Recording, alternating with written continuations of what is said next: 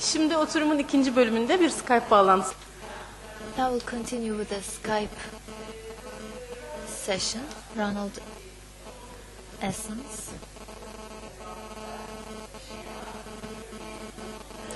Once again, he's from the International Network Against Cyber Hate. And he'll tell us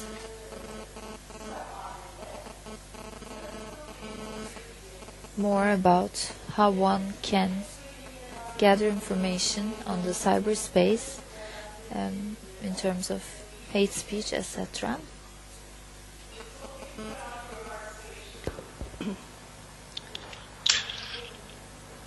Thank you, Mrs. Engindeniz. Okay.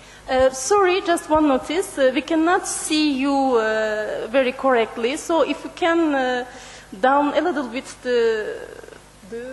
the monitor, it will be better. The camera. Can you see me? If you can explain better. You should be able to see me. Can you tilt the camera down, please? Sorry, just a moment. Yes.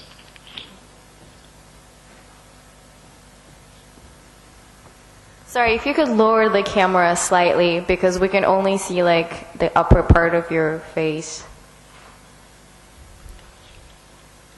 So, do you see me now? Well, kind of, yeah. It's not really different from the previous version. And the sound is again very bad from your side. I'm sorry. You can't move the camera itself?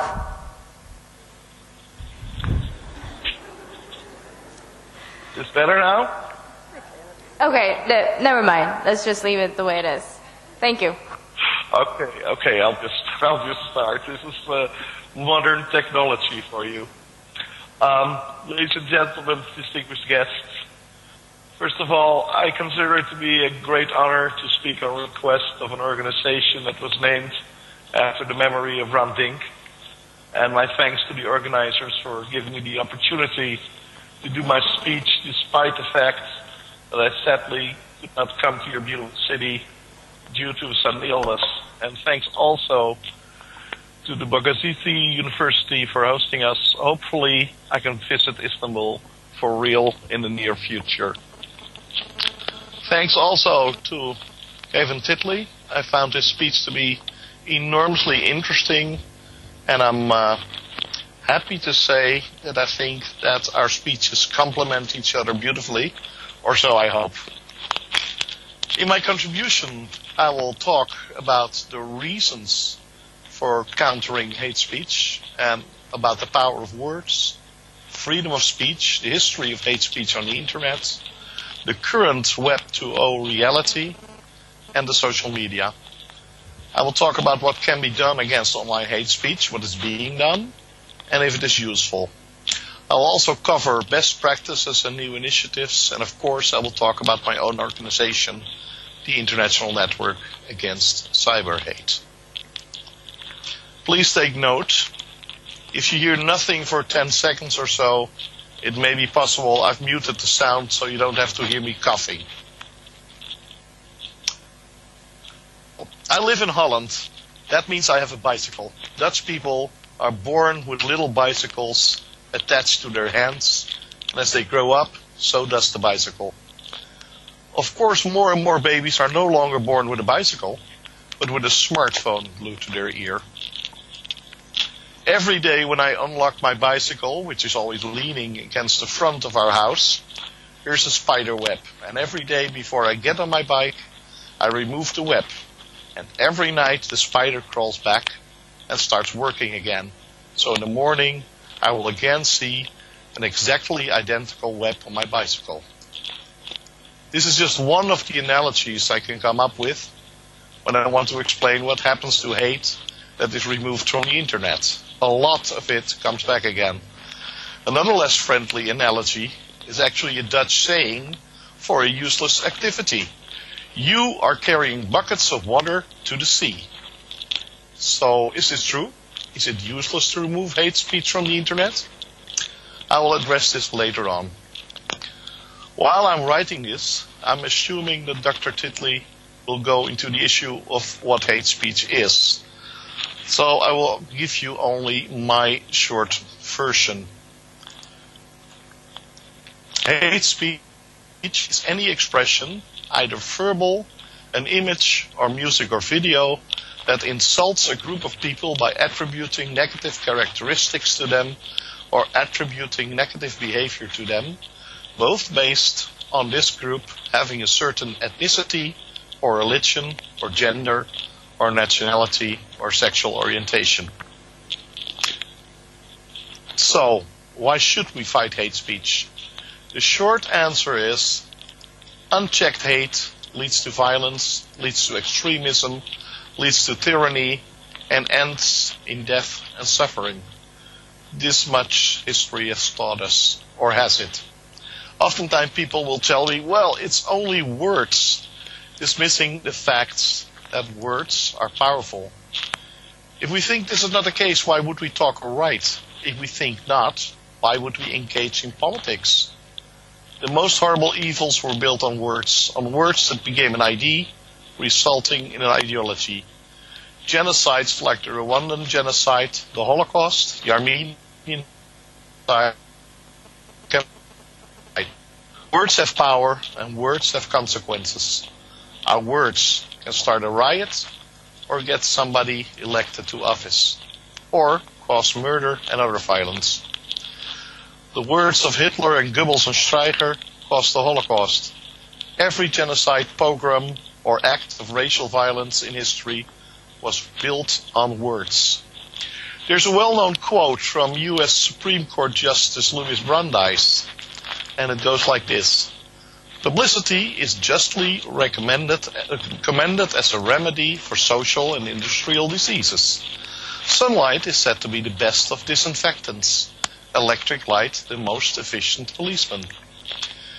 He wrote this way back in 1914 in his publication, People's Money and How Bankers Use It, benefits of openness and transparency in financial issues. Many an advocate of freedom of speech takes this quote to mean that hate speech, once exposed and out in the open, will shrivel away and die. First of all, I think it is doubtful that Brandeis meant this. Justice Brandeis died in 1941, but had he lived to see the Holocaust, I don't think he would have agreed with the new meaning his quote was given. Secondly, in history, let's say since 1900, we've had very little success countering genocides or atrocities only by publicity and sunlight. The sad thing is that the amount of people outside of Germany who were aware of the Holocaust already in 1941 is quite large, but nothing happened while the sun kept shining over Auschwitz. The Holocaust itself illustrates the danger of repetition of hate speech best. Nazi propaganda minister Joseph Goebbels loved to advise everybody to make the lie big, make it simple, keep saying it, and eventually people will believe it. And mass murderer Rudolf Höss, commander of Auschwitz, illustrated this further during his interrogation shortly after his capture in 1945, when he said, "I was absolutely convinced that the Jews were at the opposite of the German people, and sooner or later there would have to be a clash between National Socialism and world Jewry. But everybody was convinced of this. That was all you could hear or read." I know that Gavan Titley also addressed the power of myths and stories being repeated again and again on the social media. So I think in that aspect. The role of anti-Semitic propaganda and language was significant in Germany in the 30s in creating a mindset that predisposed acceptance of racial policy, even in the most radical form. The constant repetition of anti-Semitic sentiment, whether fanatical party propaganda or the casual racial aside, lodged in the collective psyche in ways that reduce the ability and willingness of great many Germans to question race policy and encourage them to endorse it. And so it goes with every genocide.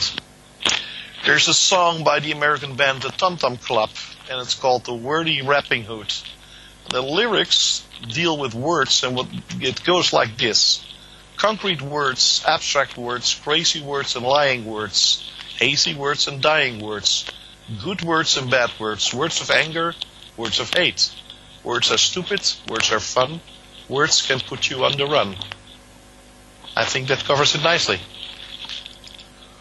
While we understand and appreciate the power of the words in everyday life, while we know that words have started wars and revolutions, have created countries, started genocides, produced religions, have brought freedom or have brought death, there's the strange notion that words and texts and images on the internet do not have that power.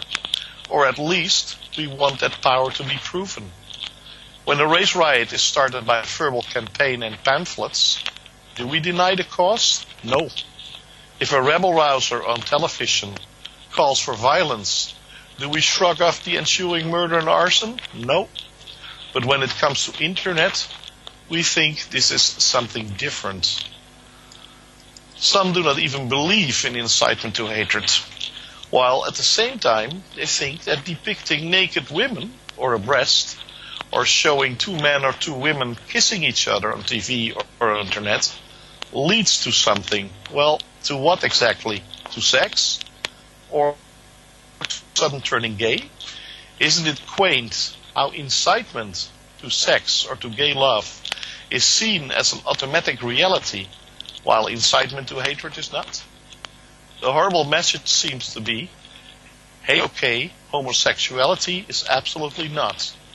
We shield our children from seeing nudity and expressions of gay love, but no seeing the most horrible violence and racism, or to let them play violent computer games. We cling like madmen to the principle of freedom of speech, even when societies are poisoned by hateful rhetoric and people are pitted against each other.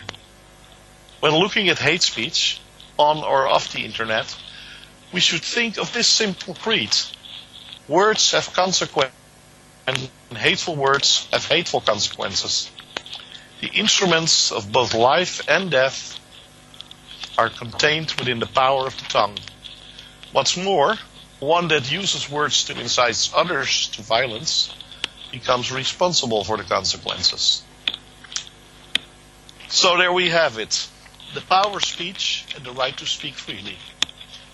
It's impossible to talk about the internet hate speech without talking about freedom of speech. And I do recognize and strongly support free speech as an important value in any democratic society.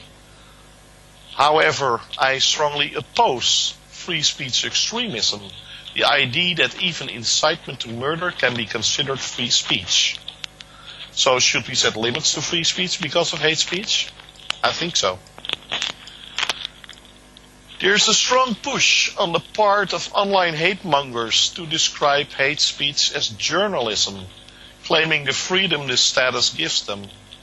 And there's also a strong tendency to publish or show anything on the internet in the name of free speech, no matter if it's defaming, inciting, or plain racist. The dominant mores seems to be hedonistic rather than freedom-loving. Anything goes. So how about that free speech? Should it not be total and limitless? Isn't that what freedom and democracy is about? First of all, total free speech doesn't exist. Even in the United States, the US Constitution knows limits to free speech. Secondly, should we, in the name of free speech and democracy, put no limits on speech at all? Should we allow hate and extremism to grow unchallenged? And this would bring about the very end of democracy. A dictatorial regime will take over, and as its first act, it will abolish free speech. This is what those who propagate hate want. They want the ultimate power to do away with everything they don't like including your free speech. There's, quote, much favored by those who advocate the total, complete, and unlimited freedom of speech. It is by Voltaire, the famous French philosopher, Enlightenment writer, and civil rights defender. He is reported widely to have said, and you've probably heard it many, many times, "I will defend your right to the death to make sure that you can say whatever you like." Well, he never said it. A later biographer made it up. What he actually said to his friend Frederick the Great of Prussia was, "I'm a tolerant man, and I consider it a very good thing if people think differently from me." After hearing for 20 years that freedom of speech should not be limited by anything, I just can't resist fooling around a bit on that subject. And here's a real funny one, a quote by the Danish philosopher Søren Kierkegaard. And he said, "People demand freedom of speech as a compensation for the freedom of thought, which they seldom use." Well, that's maybe too nasty. Well, fooling aside, freedom of speech is immensely important, and without it, democracy will also perish. But there's the catch-22. Democracy will also perish if freedom of speech is not curbed by anything. Hate and its vehicle, hate speech, cause misery, division, violence, murder, abuse, epic tension, war, and terror. Hate distorts thinking, and I think it's the enemy of logic. It pits us against each other. And it is not a banal or harmless evil. Ultimately, it will try to do away with democracy and murder those it doesn't like. Sometimes it succeeds. This is why freedom of speech should always be counterbalanced by legislation against hate speech and incitement to hatred. And the hate mongers have been at it longer than we have. We are at a disadvantage, which brings us to the very short history of hate on the internet. Short, but quite nasty. From 1992 on, neo-Nazis started to use the internet to spread their rhetoric. Already in the pre-World Wide Web age, in the 80s, German neo-Nazis saw the potential of information technology, using bulletin board systems and moving onto the web when it became available. In a sense, those German neo-Nazis did not have to go very far from home. As the journalist and writer Edwin Black proved, the information age was not born in Silicon Valley in the United States, but in 1933 in Berlin. IBM, the International Business Machines, aided the administration of the Holocaust with census cards and punch card technology, even after 1941, through full IBM subsidiaries managed from Switzerland. The Nazis had a problem, and IBM had a solution to facilitate their final solution. It teaches us to be wary of those who say that they are only selling technology and don't care what it is used for. From the early internet days on, we're talking 1994, racist and anti-Semitic speech appeared, first text only, in the so-called Usenet newsgroups, but increasingly also on free personal web pages, like GeoCities, and of course, on dedicated early Nazi sites like Stormfront in the USA, which still exists and has become the main for Nazis all over the world. And of course on sites like the World Church of the Creator, Vanguard, Free Historical Research, Radio Islam, Tulenet, and many others. There was even a site that hosted hundreds of racist groups from all over the world in many languages. It was called Front 14. I'm proud to say that we were instrumental in getting rid of it. There was a very nice victory, a few hundred hate sites offline in one go. To use a technical term, the internet gave hate speech a new common carrier. For example, thanks to the existence of internet, there is more discrimination and racism available in the world than ever. But equally, also thanks to the internet, there is more information on racism and discrimination available than ever. But these positions hardly cancel out each other. even if you believe that bad speech can be countered by good speech, which is partly true. No longer is it in the grubby bookstores where you can find copies of the Protocols of the Elders of Sighing sold under the counter, and no longer is it the house-to-house delivered stenciled pamphlets calling for Turks, Moroccans, and other dirty immigrants to be deported.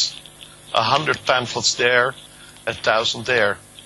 Now it's tens of thousands of websites and hundreds of thousands of expressions of racism, discrimination, anti-Semitism, hate against Muslims, against gays, against Roma. And now it's millions of hits here and 100,000s of page views there and a zillion likes or retweets on the social media. By now the bulk of hate speech has firmly moved from real life onto the internet. Old media have become obsolete for spreading discrimination and hate. You will still be able to find, for example, Mein Kampf or Did 6 Million Really Die? But from the middle of the 90s on, the internet ruled. Already during the Bosnian genocide, the internet played some part in disseminating dark propaganda. In the 20 years since the internet took off, racism and discrimination have penetrated every nook and cranny. You can find it on weblogs, web forums, YouTube, in online games, in chat boxes on Facebook, Twitter forums, blogs, online newspaper, reader replies and talkbacks, etc. And the number of websites offering hate speech also run in the tens of thousands. Instances of hate have become uncountable. We're not only talking about dedicated neo-Nazi or other extremist sites. A normal popular web forum has 1,000+ postings per day, on which on average 50 are of a racist or discriminatory nature.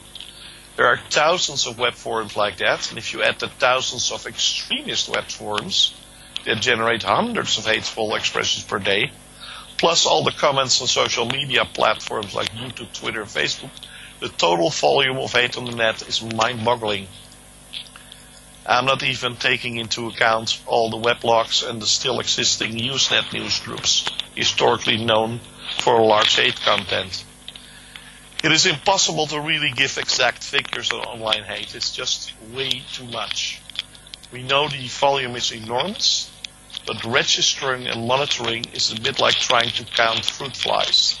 There are lots of them, they die soon, but since they breed very fast, new ones appear all the time. Which brings us to the current Web 2.0 reality, the social media platforms. The current interactive internet with its blogs, forums, photo and video repositories like YouTube, social networking tools like Facebook and Twitter, turn everybody into an instant publicist. Internet is the biggest soapbox in the world. And people who would not dare air their views offline find their outlet in posting them on the internet, thinking they are totally anonymous. Internet's also the big recycler. Once something is online, it is almost impossible to get rid of it for good. We live in a copy and paste world. To give an example, Google my name, and you will find amongst all the results several sites dedicated to exposing the Jewish involvement in the promotion of subversion of traditional values. Or you will find another site dedicated to exposing the left-wingers.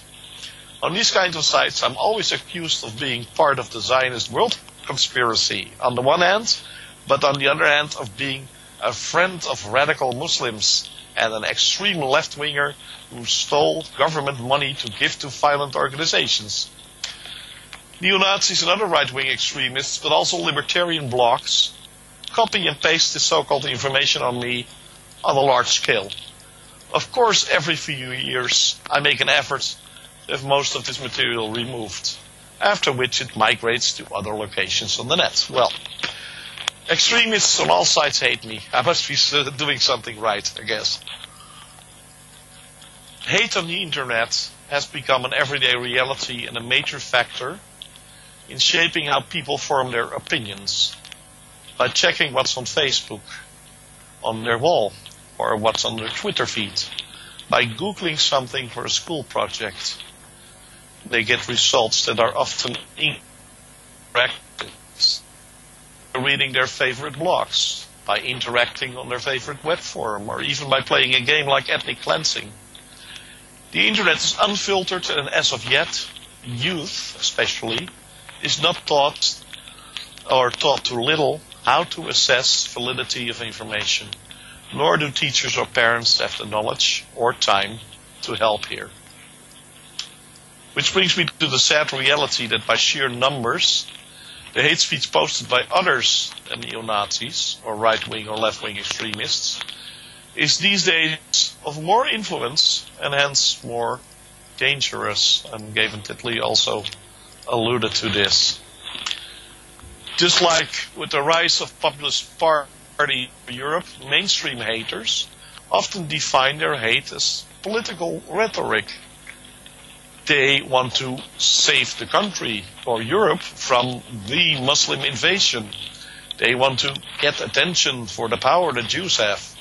Often they disguise their true intentions more craftily and say that they learned about immigration and the survival of democracy. Populist parties work hard to mainstream hate, and the mainstream racists and bigots on the internet do exactly the same. The result, more division, more support for racist ideas, more hate crime.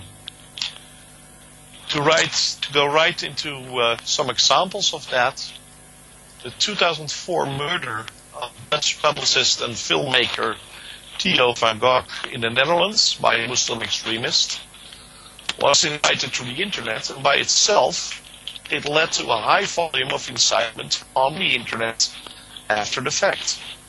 Web forums and blogs were inundated by thousands of anti-Muslim actions and calls to firebomb mosques to kill Muslims, which resulted in a violent wave of arson attacks and attacks on Muslims or perceived Muslims in the Netherlands.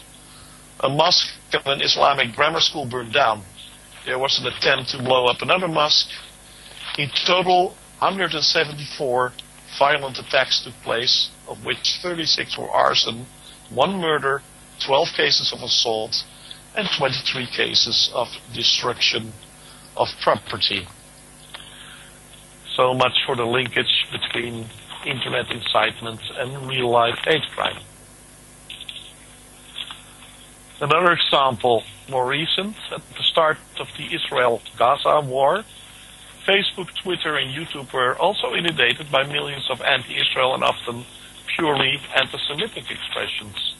On Twitter, the hashtag Hitler was right became trending. On Facebook pages like the Jews have to die, like if you are against the Jews, Free Palestine, became immensely popular. Videos calling for the murder of Jews everywhere were all over YouTube. The result? Attacks on Jews, synagogues, and Jewish schools all over Europe. You sometimes wonder, who are all these online haters? Well, most of them are average, normal people who, if you meet them, I mean, nice. They have a family, go to work every day, and visit the internet evenings, and sometimes they get very angry and write and post things that they would normally not say offline. They think they're totally anonymous and take the freedom to say whatever they want, not restricted by the social norms of offline society. The other day I saw a cartoon that symbolized this in a very apt way. It was a man feeding his cat while saying, "Well, sweetie, now Daddy will go to his computer to play with the internet. And tonight I will tell all those niggers and gypsies and dirty Muslims that they should fuck off to their own countries, or else we will push them into the sea." Looking at online haters, you can divide them roughly into 5 large groups. There's the political or religious extremists, the populist parties and their movements, the classic neo-Nazis, populist or racist newspapers, and then there's the unaffiliated individuals like the one I just described, the one in the cartoon. Then there's a group separate from any other. Politicians of mainstream parties that dabble in hate speech, either for reasons of trying to recapture votes from extremist or populist parties, or for reasons of national or international policies or interest. Sometimes politicians like that are even ministers or prime ministers. Increasingly, the internet is also used to serve their needs. Hate speech by the state, the most difficult of all to counter. We have now covered the misery of what's out there. Now it's time for the positive sounds. What can we do? What is being done? What works? What are best practices? And I see I'm running a little behind, so I'm going to go somewhat faster. My apologies to the translators. I will start with some of the best practices. Firstly, long-established organizations like the Antidefamation League, ADL, the Simon Wiesenthal Center, SWC, Magenta Foundation in the Netherlands, and NISCOR in Canada have been active in countering online hate from the middle of the 90s on.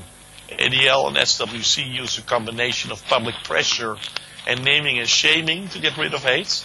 They also talk with the internet industry and the social media to push for more measures against online hate.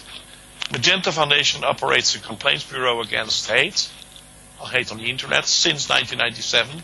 It's the first in the world, and was able to have thousands of instances of hate speech removed just by threatening users with prosecution. The NDI is also an active and is still very much active, handling between 900 and 1600 cases a year. Excuse me.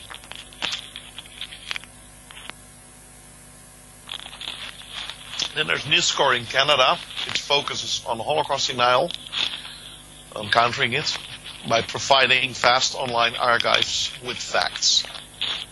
Relatively new is the ICCA, Interparliamentary Coalition for Combating Anti-Semitism, which is an international coalition of parliamentarians, it's all in the name, from around the world that work together to combat anti-Semitism.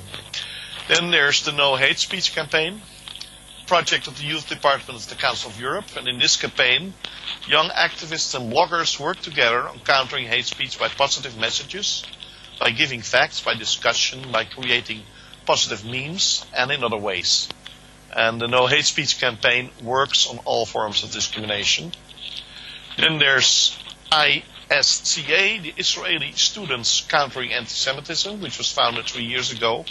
And it's very actively doing counter speech in multiple languages all over the world, to be precise, handling on average between 9,000 and 10,000 cases a year, which is staggering. Talking about best practices, I should not forget my own organization, the International Network Against Cyber Hate. More about us in a few minutes. And a very new initiative is Pousse ton cri, which is French for Push Out Your Scream, a new campaign by the European Union of Jewish Students. It allows participants to scream against racism into their smartphones, to give their voice against racism in that way. And then there's an app that measures the scream's intensity and posts the results on the social media. This is a very funny and simple campaign to give attention to the problem of cyber hate. And it's part of a growing number of initiatives seeking to counter the expanding use of the social media for spreading hate. Cyber hate, better known by its acronym INAH.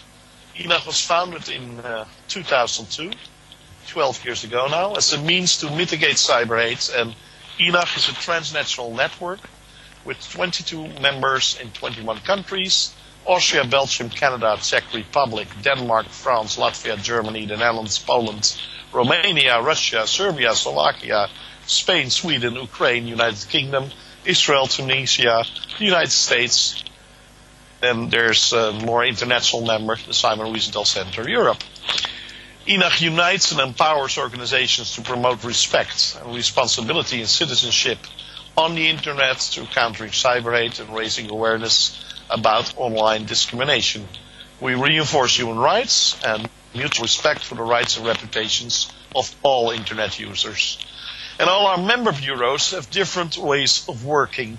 Some work through the method of semi-voluntarily removal. By that we mean we threaten somebody with legal action, and it's their choice to comply or not. And almost all of us work on education. Some of us get rid of hate by naming and shaming or by working with the Internet industry. Some work exclusively on the basis of incoming complaints. Others go out and patrol the Internet. All of us monitor, we do research, and we publish. We are a practical and flexible network geared towards possibilities rather than debate on seemingly opposed legal issues.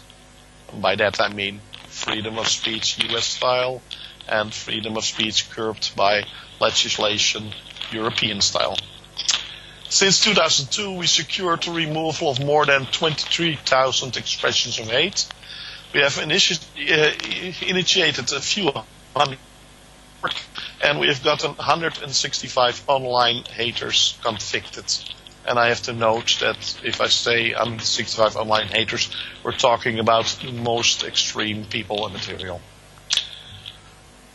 And by using our national and international anti-hate speech legislation, we aim to curb the communication of hate speech in the long run, and by this preventing the recruitment of others who do it and prevent hate crime in the physical world. During 2013, last year, INAH members handled more than 40,000 complaints and other cases, mainly on social media platforms, and in 23 instances we worked on transnational cases which required cooperation between the members, inter-network coordination. And INAH communicates constantly with Google, YouTube, Twitter and Facebook about cases, and is also engaged in long-term negotiations with them about removal policies. Most of us have a better relationship with the social media than a few years ago. We are able now to have more hate removed by talking to them. Not all is well yet, but we are going very much in the right direction. Additionally, in 2013, INAH identified and monitored about 6,500 websites and forums of a hateful nature and took action where possible and necessary. And I just arrived back a few days ago from Brussels, where we held our 12th annual conference with, among others, speakers from Twitter and Facebook. And our latest new member, we're very happy with that, is l'Association Tunisienne de Soutien des Minorités, the Tunisian Association for Support of Minorities. That's our first member on the African continent. Another important INAH members' activity is education. Since especially youth runs the risk of being misled, indoctrinated and recruited, most of us also engage in educational projects. As the use of internet in schools increases, students seeking information are confronted with racist and anti-Semitic websites or sites with otherwise discriminatory content. Need help and advice on the way they can best filter and assess information in order to protect and guide children and students. At the same time, those educators need a reference guide themselves. To make this possible, our Dutch and German members created educational CD-ROMs with practical information on how to recognize and combat most forms of hate on the internet. And those CDs include teaching modules, explanations of the different kinds of online hate, manuals on the extreme right and on racist symbols, and rhetoric commonly used by racists to recruit youngsters, facts against prejudice, examples of what is happening on the internet, tips on how to assess material, and what can be done when encountering online hate. And it's actually a multi-layered approach, those CDs. They're suitable not only for teachers but also for parents and high school kids. INAH uses very diverse ways of trying to make the internet a safer place, and the Antidefamation League and the Simon Wiesenthal Center, for example, are excellent at putting public pressure on hate mongers using publicity and naming and shaming to get rid of hate. Jugendschutznet in Germany focuses on getting rid of right-wing extremist sites, neo-Nazi sites, and Active Watch in Romania monitors the media and takes action. LICRA in France takes legal action, and there's more. Both the Dutch MDI and ICA in Israel are using counter-speech as a tool to set people straight by providing the right information, by direct countering with arguments, the good speech versus the bad speech, by debunking online myths. For example, one of those myths that does the rounds is all the Jews stayed home during the attack on the Twin Towers in New York in 2001. And here's another one that's probably well known by a number of people in the audience. The EU has made a deal in 1975 with the Arab countries that they would provide oil for a good price, and Europe would allow unrestricted immigration from Arabic countries. So a fifth column of Muslims are allowed by the EU to take over Europe and create Eurabia. That's the other myth. But also countering by doing positive campaigns and building and maintaining online databases and repositories of online educational resources. In this way, they provide online toolkits with information on online hate, how to recognize all the different forms of it and how to deal with it, and also by combination therapy, removal, counter-speech, positive campaigns, and education. Removal is actually a good tool. You may argue that since internet is the great copy and paste machine, it is not very successful since hate appears again in other places. But this is only partly true. Not everything comes back. And like we need police to catch criminals, no matter if criminals commit crime again and again, we also need to police the net to make it a better place.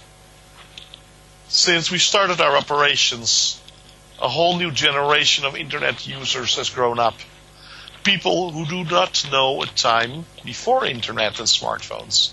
Young people like some of you in the audience that look compulsively on their phone every 10 minutes to check for mail and messages or Facebook postings or PMs. People who have, or so it is said, less attention span than the previous generation had. People who do not say we will call, but say we will app when they say goodbye. People who communicate on Twitter with 140 characters per tweet. Pretty hard for me, but you noticed that already during this speech. I'm not judging, actually. Maybe the new generations will do a lot better. I certainly hope so. You can all start by doing something that we can all do. A very simple thing. Give 20 minutes of our time each evening to find an expression of hate speech and try to counter it by counter-arguments. Just by debate.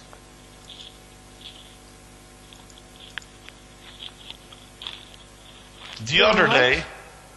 Sorry, I'm still here. Sorry. Sorry. No, I was just saying I thought that you are finished, so I was thinking. No. It's another 2 minutes. I was talking about sorry about that. Everybody must be asleep by now. I hope not, though. I will try to show you. Well, thank you so much. Well, I'll wrap it up fast now. I was talking about counter-speech, which we all can do as individuals, as citizens of the world. The other day, I saw this tweet saying, "Kill all Jews and Muslims, those assholes." And I engaged the poster in a discussion by asking if he really wanted to kill people and why, and if he realized what that means and what weapons or method was going to use. Would he do mass killing or one by one? Would he burn the bodies? The questions ultimately shamed him, and after some silence he said, "Okay, I did not mean this really. I'm just angry at some. We'll remove." And he did. It's not always that simple though, but sometimes it really is.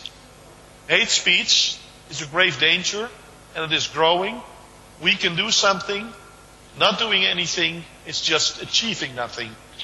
And each has been interesting or useful to the work of our colleagues or others in the audience. And if that is the case, I'm very happy.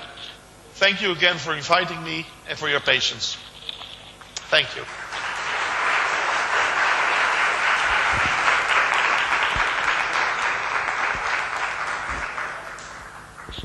Thank you very much again. I hope you can stay with us for the question and answer part.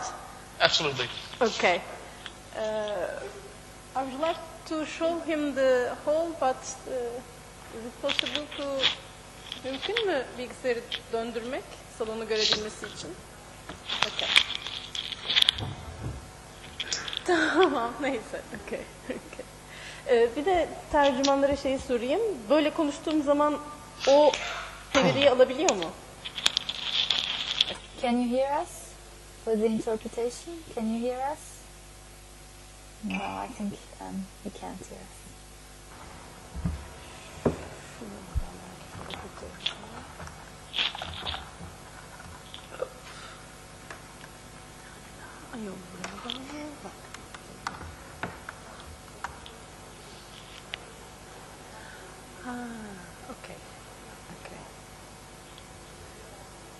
Okay. So maybe I'll write him the... Sorry. Evet, sadece şey yazacağım.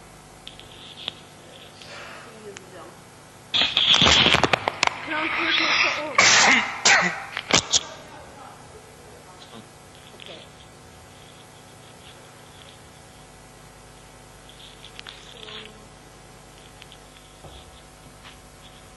If you can watch the online version on the site, Hrant.org, you can have the translation.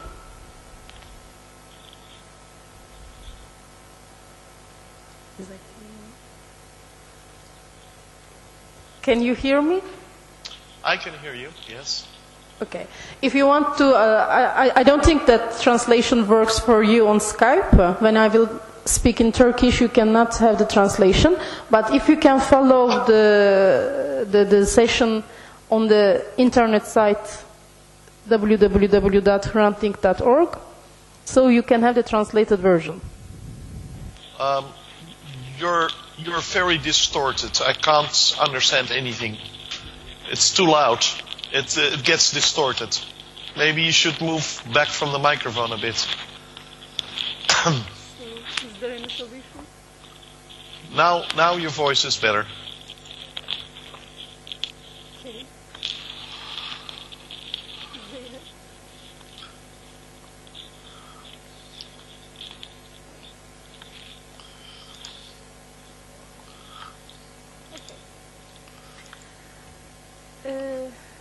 Evet, biraz küçük toparlama yapmak istiyorum. Toparlama veya yeni soru. I'd like to wrap up now with the contribution of Ronald.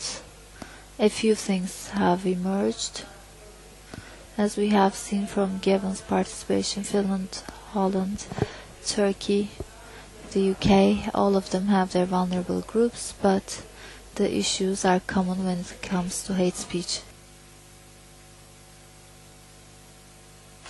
Similar things are happening all around the world, particularly in online media. Now, there's one thing that we shouldn't forget. Not everything has started with the internet. This was always part of the society, and all of these things maybe start spreading around differently only. So she was wrapping up a little bit, saying that there are common issues all around the world, but the internet is just helping these things to be spread around. So now I continue her words. We are exposed to hate speech over the internet more and more. Now, media literacy might be an issue, possibly, because we should be questioning what we read online. We might be critical of the things that we read online, but we're not always doing this. 140 So Journos has participated in an event recently, and that person was saying that you may not always verify the source of information, but you can at least do a check. Now, one issue that came up in Ronald's speech was you need to meet at a common denominator in a way to face hate speech. So against the Roman people or against the Jews, you might also meet at a common denominator more easily, but it's not always like that. I mean, sometimes if it's the Kurds or Armenians, some people will not accept these remarks as incidences of hate speech.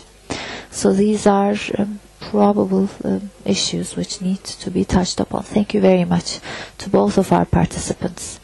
Now I'd like to leave the floor to the audience. If you have any questions, our speakers will answer them. Or, of course, comments, not only questions. Yes, please.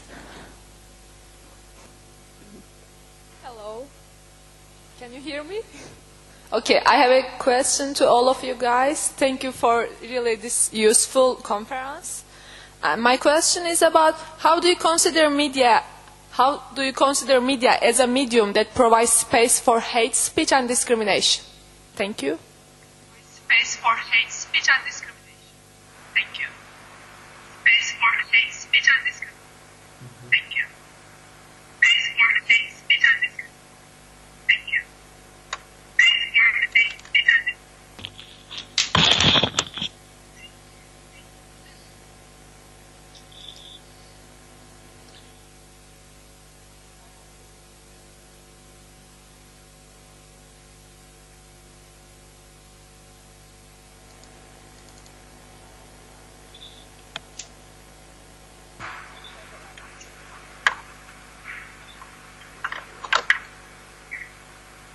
Clearly, media does provide space for hate speech and discrimination. If we think of media in the way that we've been talking about it today in the presentations as not just increasingly integrated field, but one where more and more possibilities to generate comment is possible, and where those possibilities of generating comment are also economically important. So at that level, as Ronald has pointed out, as he rightly pointed out, statistics are difficult to come by, but at the same time he gave a very good sense of the way in which categories and quantities of hateful material can multiply online and digital spaces. That's very clear. I think at the same time we need to distinguish between the ways in which different media sites and media platforms operate different kinds of restrictions or policies or community standards, or facilitate different forms of counter-speech, or other kinds of counter-tactics as well. And who the speaker is, and the kind of power that they have, and the kind of opponents that they encounter. So I think once we can say, yes, of course, when you have more media, when you have more communication, you have more of everything, more or less. But what's important then is to start to look, I think, at specific media fields, specific kinds of practices, and how different kinds of hateful material are countered according to different actors, the regulations that exist. But also one of the things, of course, that I was trying to look at in my presentation, and Ronald really picked up on that as well, is that because language is not static, because politics is not static, because things like expressions of racism, the politics of racism change and evolve, what was previously regarded as hate speech can often be left behind in terms of more subtle or more coded or more, let's say, fluid ways of expressing the same kinds of ideas. So in the same way, what is considered in different sites to be hate speech or to be hateful is also quite complex often. And Ronald touched on it touched on that as well, and talking about the different internet service providers who have, for example, different working definitions of what they consider to be harmful or dangerous material.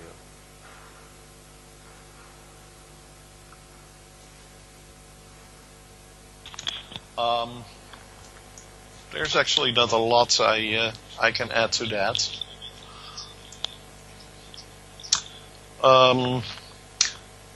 We have an enormous variety of legislation all over Europe and all over the world, and then we have the United States.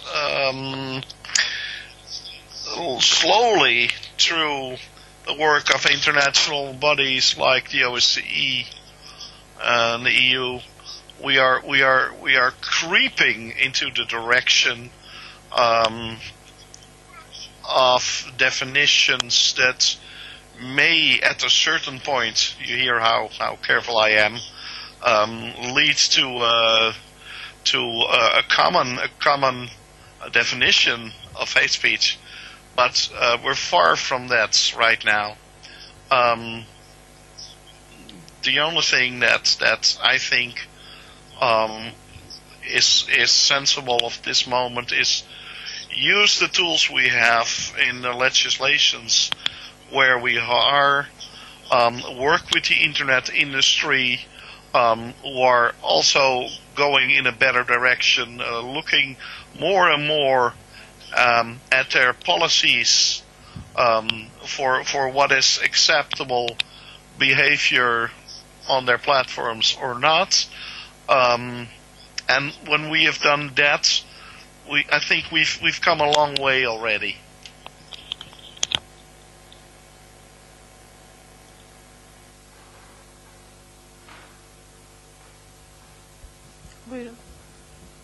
Yes, please. 2009 yılında Well, since 2009, in printed media and in mainstream media, I am part of a project that traces hate speech, and I've started hating doing this, really. But in these events, here's what I see. There are some target groups or target audience for the hate speech. In Europe, in the West, or in the US, it's Muslims and Jews, but in Turkey, it's Jews and the Christians. So, ethnicity and religion are being placed in a polarizing manner constantly. So this is what hate speech is based upon. And this speech is in fact serving the dominant class, the dominant ideology, so that their existence continues. But this is to be found in our everyday languages as well. This dominates our everyday language as well. So social media is able to express itself so comfortably because of this very reason, in my opinion. So the Muslims and Jews are in the target groups. And this is very striking from my perspective. I mean, against the Jews, it's not only that there's opposition in Turkey against the Jews and big hatred towards the Jews. Now, this is the case all around the world. And can't we break free out of this? Can't we get out of this?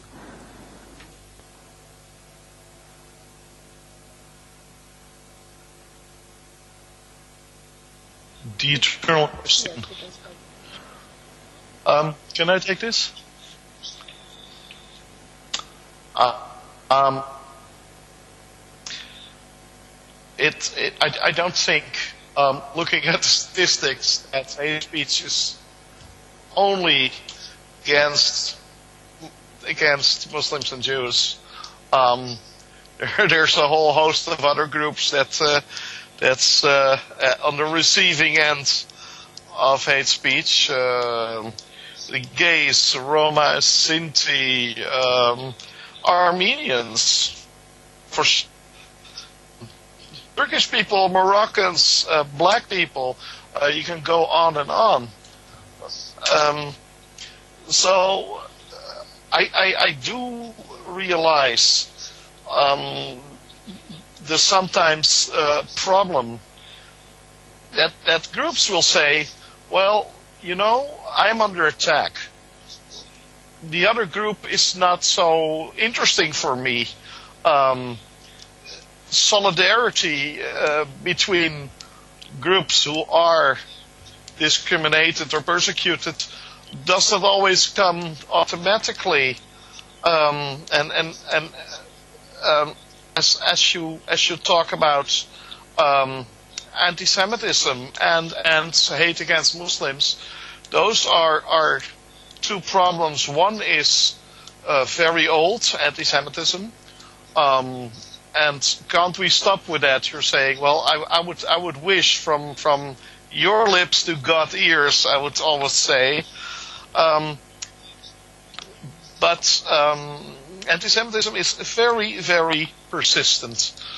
Now, hate against Muslims is something that is more recent. I won't go into the whole development of that, but certainly the fire was stoked by 9/11 and by a few other things, and by the I would almost say incapacity of white Western people to accept another big religion as being part of their country all of a sudden. So I think there's a lot to say for why don't we just look at hate speech in a more neutral sense as something that is directed at lots of individuals for a whole number of reasons, some of them being religion, others being ethnicity, and others being sexual orientation or gender. Let's not forget gender. I think that if you really have to count discrimination and violence against women is an enormous world problem, and jokingly, sometimes ago, one of our board members, who's a sociologist and a feminist, said, "Why don't we start working on that?" And I looked at her in horror, and I said, "But that problem is the biggest of all. How are we going to do that?" I think I'll leave it at that. I'll leave it at that.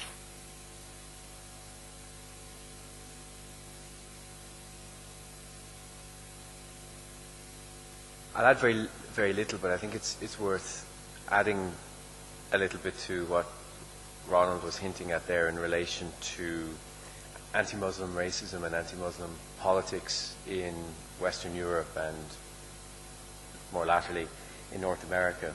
One of the ways in which this politics presents itself in its most extreme and paranoid versions is as a timeless struggle.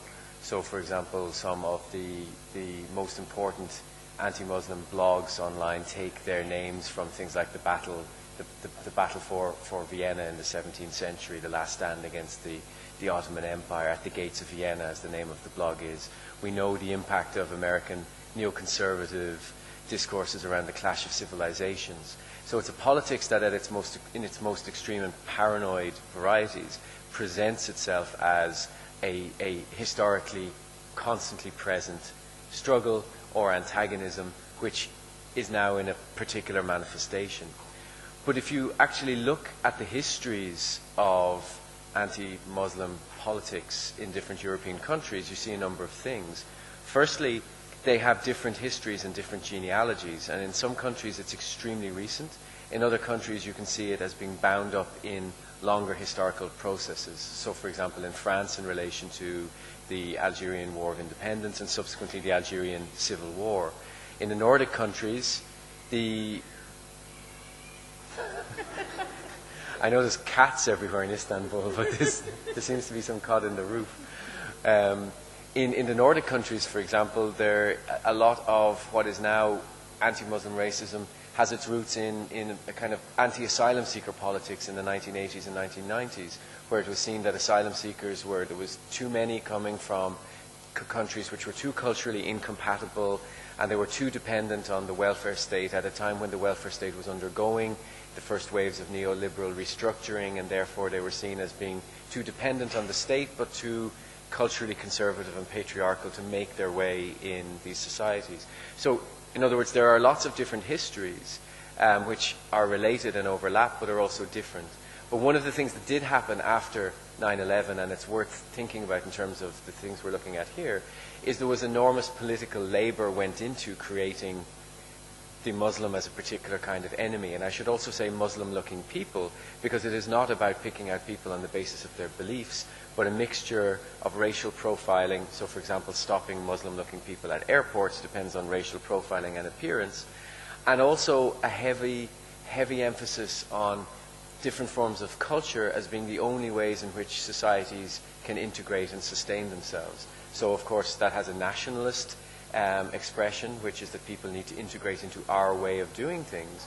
But in Europe as well, particularly after 9/11, but it also has its roots much earlier than that, and Ronald would know all about this in the Netherlands as well, it has its roots in a certain kind of liberal politics, which is that these people are incompatible with our values, and these values are universal values and can't be compromised. And that's become a very aggressive and exclusionary kind of politics at the same time. So the last point I'd make, because I think it relates to the ways in which we sometimes think these bad forms of politics come from the bottom up and they express themselves through social media and society has to deal with them. If you look at the histories of anti-Muslim racism and politics in Europe, it's quite recent, but it is also elite-led, and it's very much pushed by, not necessarily the extreme right, but it's been pushed by the centre-right and the centre-left in ways that a lot of people would rather forget. But that's a recent history, and it's one that can be traced and one that we should insist upon when it comes to questions of political responsibility, in terms of real political effort being put into scapegoating people and turning them into communities under suspicion, and communities that constantly have to prove their loyalty and their right and legitimacy to be present and to belong. Bu katkıyla yakından bağlantılı bir soru var. About this participation, here's a Twitter question. Because it's closely linked, Duygu Durgun Köseoğlu asks the following question. The state or the government adopts the hate speech as a state rhetoric. What should the sanction be if this is the case? Efendim, daha fazla soru almak için, to a lot of questions from the hall, we can go a little bit quickly, but there are very interesting questions. The English version, if you want. If you want to contribute, Ronald.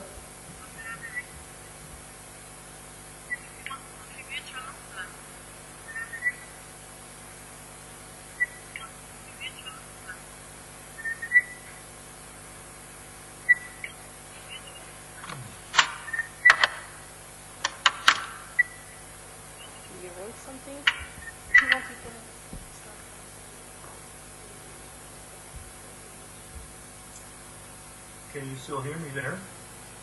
Yes. Hello? We can hear you.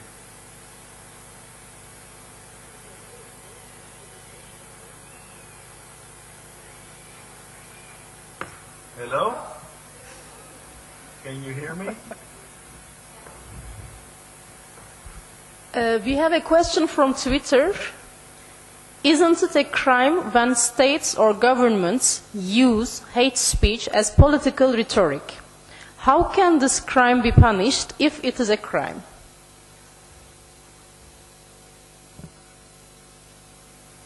Hello? Oh, he cannot hear us, so ne yapabiliriz? Evet, you can answer and. I can try to answer it while we deal with this. I think this is a question that illustrates some of the discussions we were having about the nature of hate speech as a category. Yes, of course, it's a category that can be used, it can be legislated for, and it can be used judicially in particular ways. But it's also a category, as I said, I tried to say in my contribution, which is dependent and only makes sense in terms of certain kinds of power relations. So the question is, if you have leading public figures or people in elected positions of power using extreme forms of expression, using hate speech, which is deliberately targeting national minorities or minorities of different kinds or different kinds of group identities, of course, if those provisions exist, then they're also, as elected citizens, of course they are guilty of a crime. The question is where the political will or the institutional possibility for any such legal process would come from. And I think we know from a lot of our political experience of different kinds of different societies that there is often very little possibility or very little appetite for those kinds of prosecutions.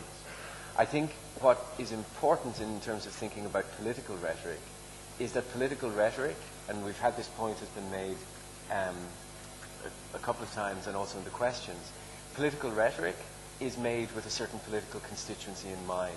It's not to address an entire public.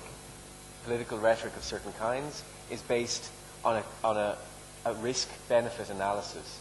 What are the kinds of support that I can generate by speaking like this about another constituency in relation to the kinds of risks I run in terms of criticism or loss of support from others? So if you like, to my way of thinking, the political cost of politically inflammatory speech needs to be a cost which is exacted by political movements, by citizens' movements, by movements, be it on the street or by protesters. Because I don't think in situations where you have that kind of extremist rhetoric, I don't think it is rarely the political reality that it will be used, the tools of power will be used against those in power. And one of the discussions I think that came up earlier today when we were talking about hate speech legislation more generally is that while it comes from a normative idea of protecting those who have less capacity to protect themselves within the social and political relations of the nation state, very often forms of anti-discrimination or hate speech law can be used, even if only rhetorically, as a way actually of silencing or further marginalizing those that it was designed to protect. So there's a lot of complexities about that which I think differ from context to context.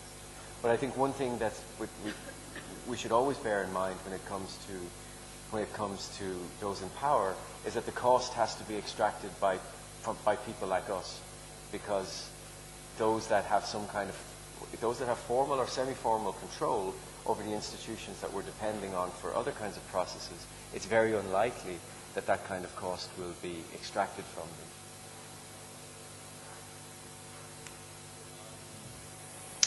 Maybe to add to that, this is something that is an increasing problem in most countries, and there are examples in the Netherlands, lots of examples of politicians that say stupid things.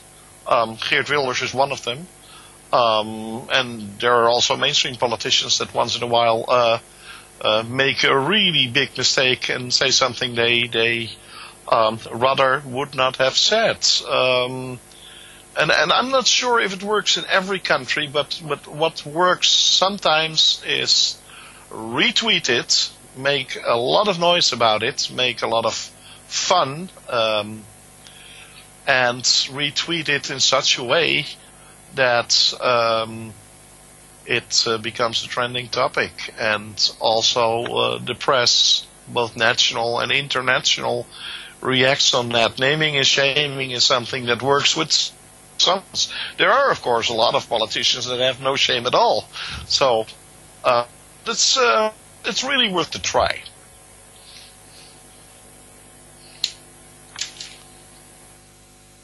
İki soru vardı gördüğüm kadarıyla. Şimdi 3 oldu. Soruları bir topluca almak istiyorum, en azından 2-3 tanesi. 3 questions. I think we have 2-3 questions. Maybe we can merge the answers, seeing as our time is up.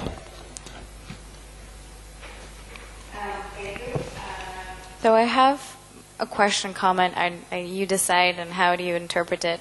I do journalism work. I'm originally from Azerbaijan, but I work here in Turkey, and I write for an Armenian-Turkish weekly paper here, mostly on political situation in Azerbaijan.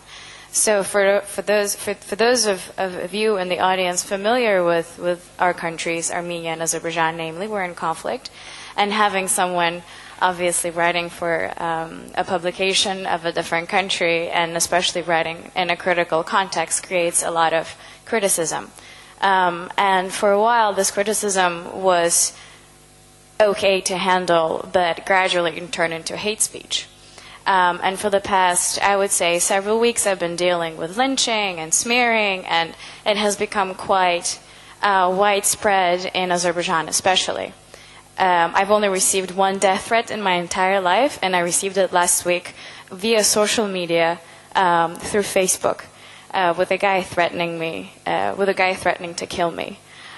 So to kind of go over some of the things that you mentioned, kind of going from global trends and hate speech, like, ethnic-based, to very local, and how certain governments even support hate speech in different contexts towards certain individuals. In my particular case, most of the people who are leaving these terrible comments are obviously trying to play along the general tune that the government has, that, being pro-peace is bad. Like, you can't do this, basically. So how to address this? That's, I guess, one question. And my other question is, when social media becomes the only place for this kind of hate speech, is there a way to tackle it? Does it make sense to tackle it? Does it mean that we're actually limiting freedom of expression by tackling this? And what's the, how basically to address this? Because I have been taking the screenshots, I've been documenting everything. I have a whole folder named Smear, and I try to update it every once in a while, as terrible as it may sound. But yes, how do you deal with this? So thank you. İkinci soru beyefendinin.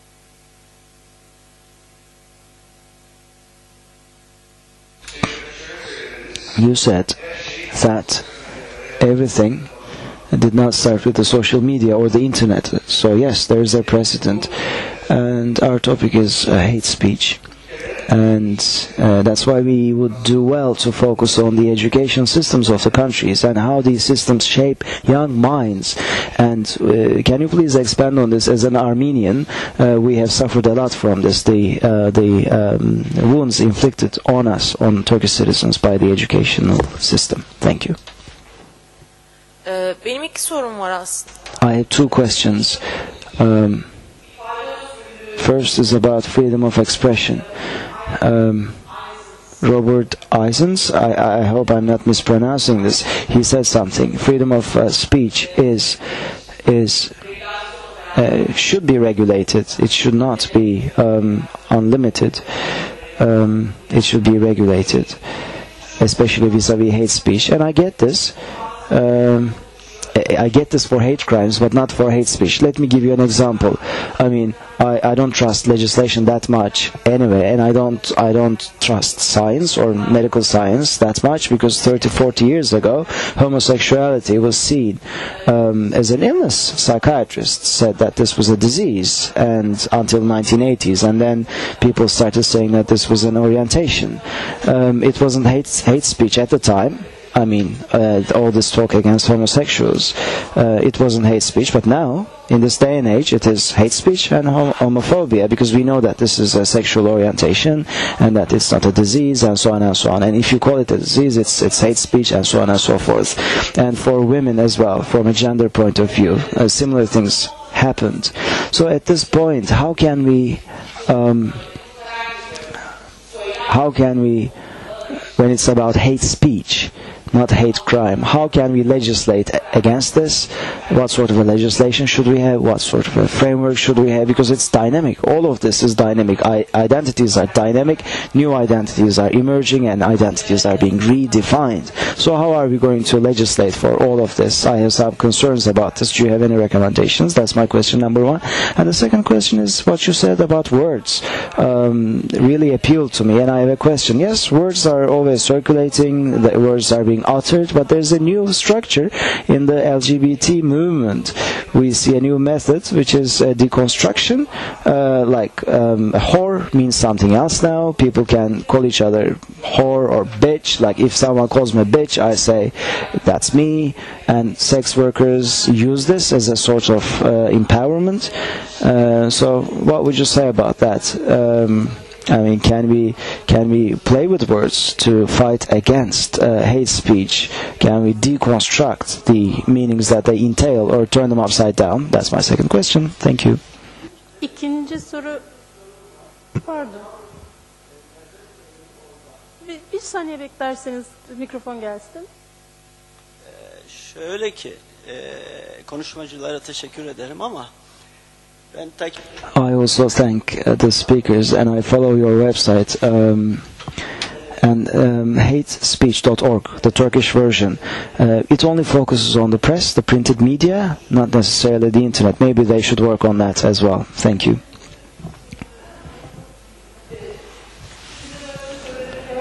Well, let me answer the third and the fourth questions.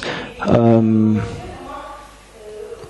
let me say, regarding the educational system and targeting the curricula, that's really important, and I agree with what you said. We have gender stereotypes in our curricula in Turkey, like the woman stays at home, the father goes to work, and as for the Armenians, they stabbed us in the back, Arabs did this and that and so on.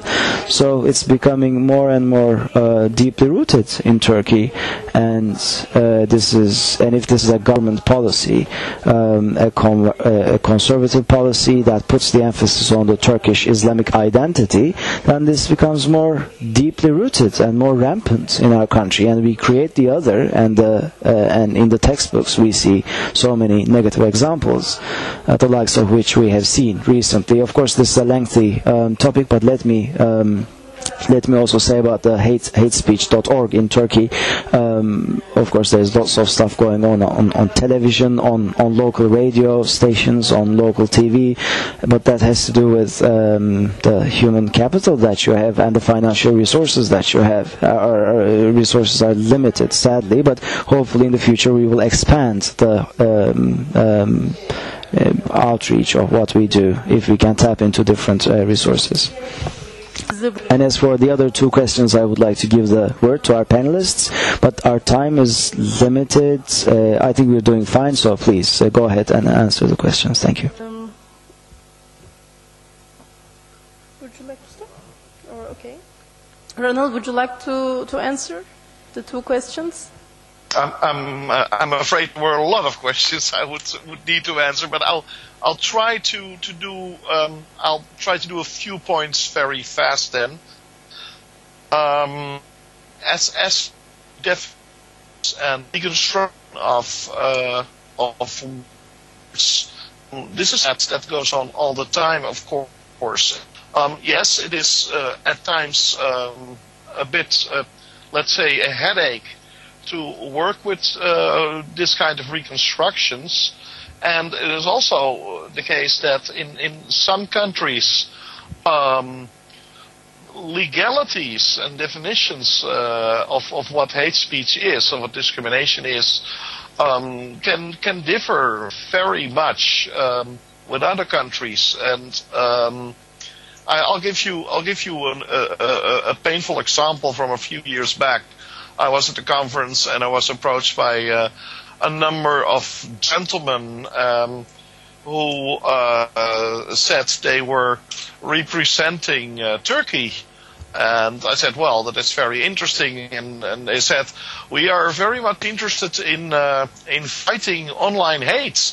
and we can help your organization because we have bureaus all over the country.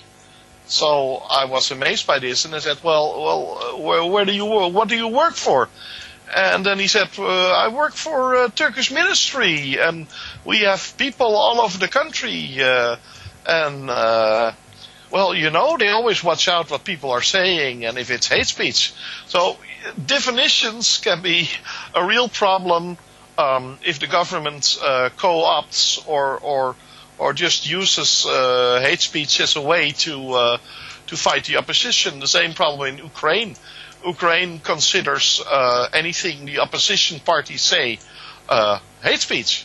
So what we really need to do is go back to a definition which we all can live with. And when I say all, I mean non-governmental organizations, progressive groups all over, a definition which we can feel comfortable with, and a definition that also is useful and which we can indeed use to get rid of hate speech. Then there was somebody who asked, what can I do when I'm smeared and insulted? I think it was on Facebook. Actually, I guess you already flagged all this material with Facebook, and they should do something. But if they didn't, please ask Synap after we're done for my email address, and I'll give you a contact of one of the policy officers at Facebook who can help you. I think I'll do it with that.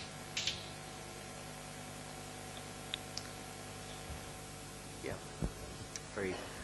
very brief comments. I'm aware of some of the debates about the educational system and the textbooks and reform of textbooks, and I think there are versions of that within most contexts that I'm familiar with where the foundation of a national education system has gone historically hand in hand with the development of the nation state, and a nation state regarded as something which has which in its expression, in its institutions are just giving expression to a nation which has always been there, which has the divine right to be there, which has an ethnos which is something to be celebrated and to be cherished, and which defines itself against those people who have been written out of the history of that territory.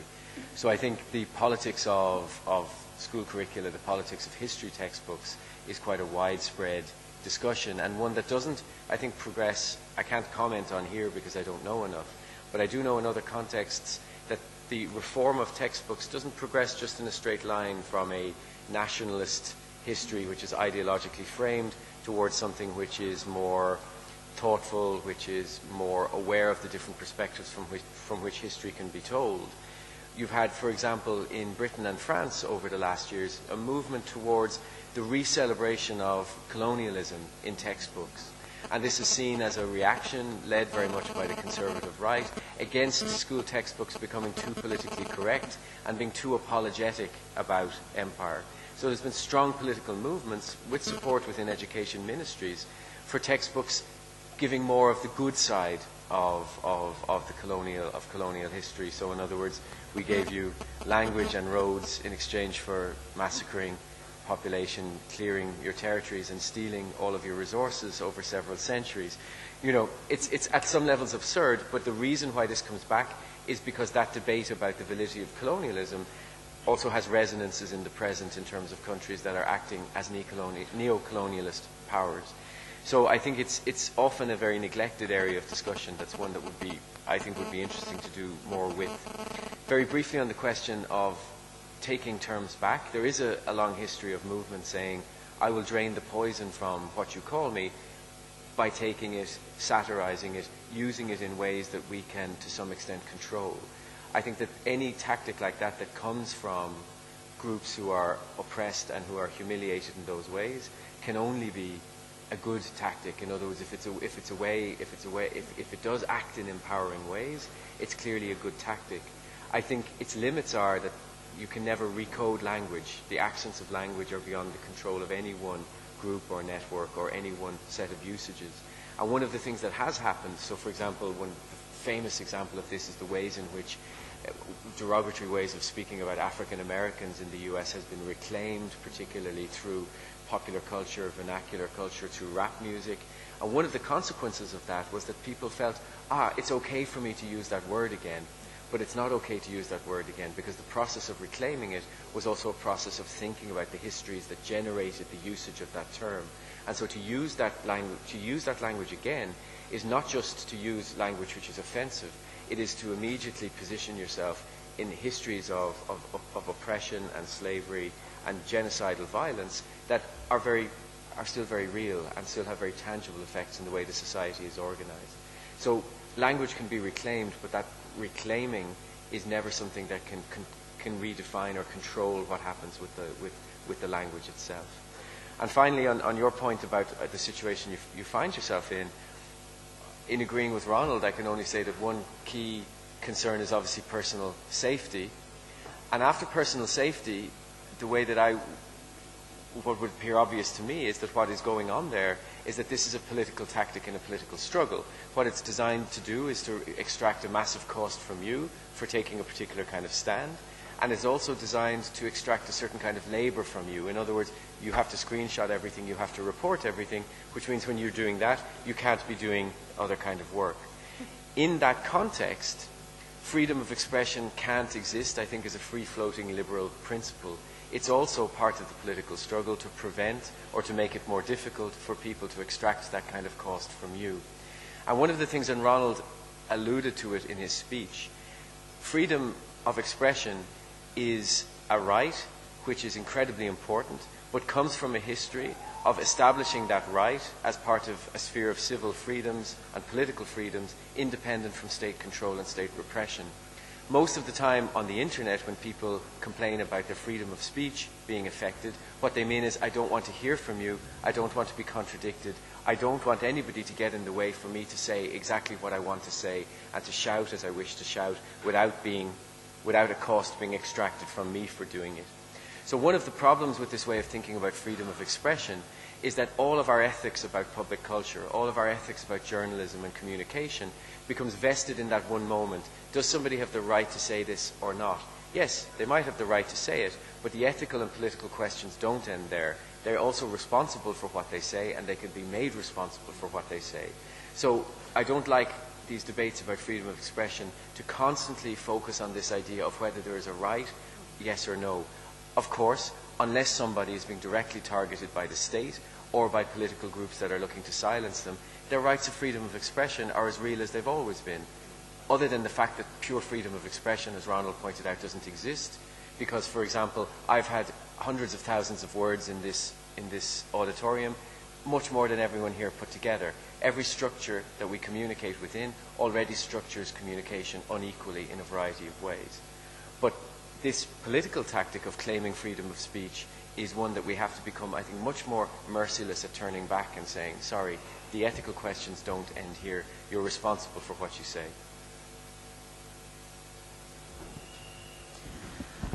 Başka soru var mı salonda?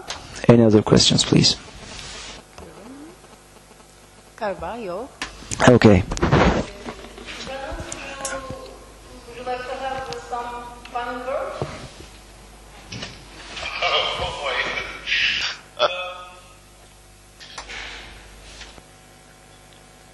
Yeah, there's somewhat of a silence from my part right now. I think with discussions like that, you inevitably will end with the old discussion of freedom of speech versus the curbing of speech because of, well, let's just call it what it is, danger to society. And I don't want to be a wise guy here, but please look at history and you know the answer. Some speech should be prohibited. If not, forget about the rest of your rights, because you will have no rights left in the end. I think that is my final message. I enjoyed this immensely, and I think that this is not the last discussion about this, not in Turkey and not in other parts of the world, and hopefully we will get further with this and make some headway.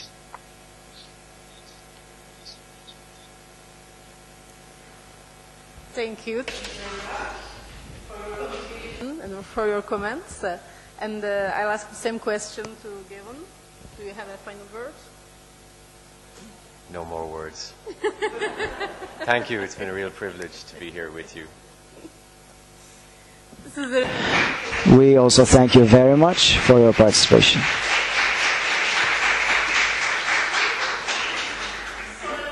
And we will have the opportunity to bring these things together on our website or on the foundation. You will be able to watch the videos later on. Thank you.